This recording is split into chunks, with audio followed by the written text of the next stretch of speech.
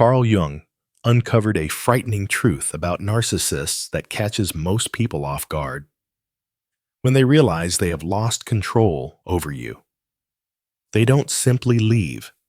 Instead, they launch one last brutal manipulation capable of undoing years of progress within just weeks.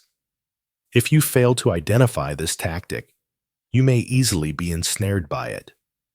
However, before unveiling this final devious move, it's important to grasp the psychological battle that precedes it. Comment 1 if you have ever felt controlled or manipulated by a narcissist. Comment 2 if you have noticed what Jung called the power inversion crisis in a relationship. Jung explained that a narcissist's deepest fear is not simply being rejected or abandoned. Rather, it's when their target grows psychologically stronger than themselves. Based on Jung's studies on the shadow self, narcissists project their vulnerabilities onto others to preserve a false sense of dominance. However, when you initiate healing by establishing boundaries and refusing to engage in their manipulations, their inner world undergoes a profound change. Jung termed this phenomenon the power inversion crisis. And what follows is startling. Narcissists aren't merely seeking love or affection. Instead, they're after control, someone whose energy they can exploit for themselves.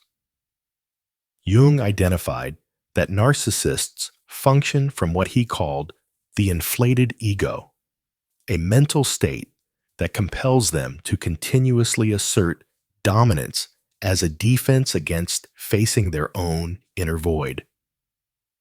When you are vulnerable, uncertain, or craving their approval, you fit perfectly into their scheme. You became their psychological fuel, their source of constant validation. However, as soon as you begin to claim your own power, cease seeking their approval, and trust your inner voice, you transform into a threat to their very sense of self. At that point, they resort to the weapon Jung cautioned us about. Jung explained that narcissists employ a method called psychological projection warfare when they realize control is slipping away. They move beyond gaslighting or victim playing. Instead, they initiate what Jung called a final attack on your individuation, the process of becoming your authentic self. Here's what this looks like and why it's so perilous. Their initial move is to attack your very strength. Previously, they criticized your vulnerabilities, but now they reverse roles completely. Jung explained this shift happens because they realize your strength is the barrier preventing them from complete dominance. Their remarks may sound like, "You've changed, but not for the better. You were once kind. Now you're selfish." Success has clearly inflated your ego. You believe you're superior to everyone now. Here's the chilling insight Jung revealed. This isn't random or careless criticism. Jung's study of narcissistic behavior shows they intentionally attack the qualities in yourself that you've worked hardest to heal. If you've established boundaries, they label you cold. If you've found your voice, they brand you aggressive. If you've gained confidence, they accuse you of arrogance. Jung termed this tactic strength shaming, aimed at making you feel ashamed of the traits that have empowered your freedom. Yet the worst manipulation is yet to come. Jung found that if strength shaming fails, narcissists turn to what he called nostalgic manipulation. They begin to idealize and long for the earlier version of you, someone easier to dominate. They might say things like, "Remember when you laughed at my jokes? You were so much happier before all those self-help books. I miss who you used to be. Our relationship was so much better before you changed." Have you ever been harshly criticized For the strengths you've worked hard to build, comment 1, if yes, or comment 2, if you have been manipulated by someone idealizing an easier past version of you. Jung explained this as a form of psychological time travel, meant to drag you back into familiar but unhealthy dynamics. They don't long for your authentic self. They long for the manageable version. If you're not vigilant, you might even begin to miss that controlled version of yourself as well. This is where Jung's findings become especially unsettling. If neither strength shaming nor nostalgic manipulation work, narcissists resort to their most dangerous tactic, manufactured vulnerability. Jung noted narcissists excel at detecting your deepest empathy and exploiting it. They will suddenly appear fragile, overwhelmed, or in crisis precisely when you are at your strongest. This is the dirty trick Jung cautioned against, and it's far more sinister than you might imagine. They fabricate crises, whether a health scare, financial hardship, family conflict, or emotional collapse, timing it intentionally to coincide with your moment of empowerment. Jung emphasized that this is no accident. It is deliberately orchestrated. He found that narcissists meticulously keep mental records of your guilt points, what activates your caregiving impulses, and what makes you weaken your boundaries. They turn your empathy into a weapon aimed at undermining your recovery. Here's a shocking revelation that may change your perspective entirely. Jung stated that narcissists frequently engineer these crises by causing the very issues they later demand your help to fix. They might undermine their own relationships, careers, or health, anything to create circumstances that compel you to intervene and rescue them. Jung's research shows this tactic has two objectives. It draws you back into the caretaker role and reaffirms their control over you. Yet Jung uncovered something even more disturbing. They don't merely want your assistance. They want you to relinquish your hard-won strength in order to provide it to them. Comment 1. If you have ever been pulled into a narcissist's manufactured crisis that tested your boundaries. Comment 2.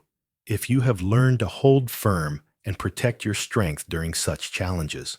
Jung noted narcissists deliberately pressure you to violate the boundaries and principles you have diligently set. They might say things like, "I know you don't usually lend money, but this time it's different. I know you asked for space, but I really need you now. I know you're focusing on yourself, but can't you just help me?" Once Jung explained that just this once request is meant to chip away at the psychological defenses you've constructed. They aren't truly seeking help. They want you to demonstrate that their needs outweigh your own well-being. Jung warned that if you succumb to this, you risk losing all the progress you've made. Jung stated that the greatest danger of manufactured vulnerability is its convincing authenticity.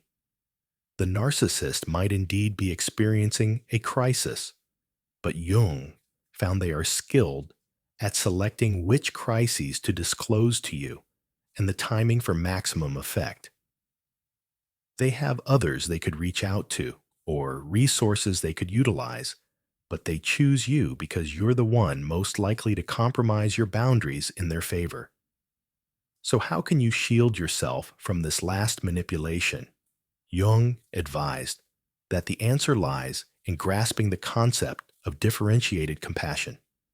This means feeling empathy for someone's difficulties without assuming responsibility for fixing them. Jung famously said, "The privilege of a lifetime is to become who you truly are."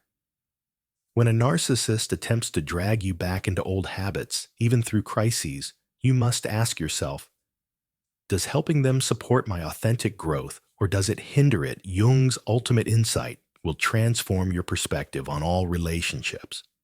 He discovered that narcissists dread your strength because it reflects their own forsaken potential for personal growth, a potential they sacrificed for control and manipulation.